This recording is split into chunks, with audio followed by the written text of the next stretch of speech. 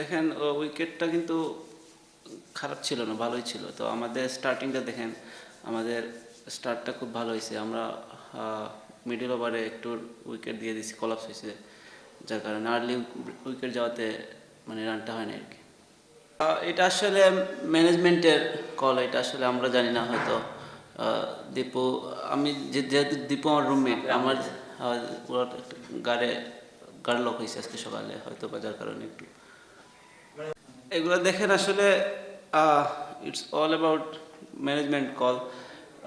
আপনাদের টিমের ভালোর জন্য ওনাদের যে ডিসিশন নেওয়া উচিত, হয়তো বা উন্নয়ন নিচ্ছেন, হয়তো আমাদের আজকে ভালো খেলতে পারি না, যার কারণে আমাদের লস হয়েছে ম্যাচটা। দেখেন আমাদের 3টা ম্যাচ যদিও দেখেন, আমাদের টু বি অনেস্ট আমরা batting up to the mark ওইরকম রান করতে পারি নাই। তো লাস্ট ম্যাচটা আমরা অলমোস্ট কাভার করছিলাম, মানে জিততে জিততে হেরে ফেলছি। তো it's parts and parcel for game. তো আমি মনে করি এটা হচ্ছে, আর আমাদের ফরেন যারা আছে ওনারা হয়তো 3 ম্যাচ পরে অ্যাভেলেবেল থাকবে। তো আশা করি যে ভালো ম্যাচের সামনে হবে। এটা আসলে এগুলো আসলে দেখেন, এগুলো ম্যানেজমেন্টের কল। এগুলো আমাদের প্লেয়ার হিসেবে, আমরা যে প্লেয়ার হিসেবে কারা কখন আসবে ওইটা তো আসলে আমাদের জানার কথা না। তো আমার মনে হয় যে ম্যানেজমেন্টটা ভালো জানে এগুলো।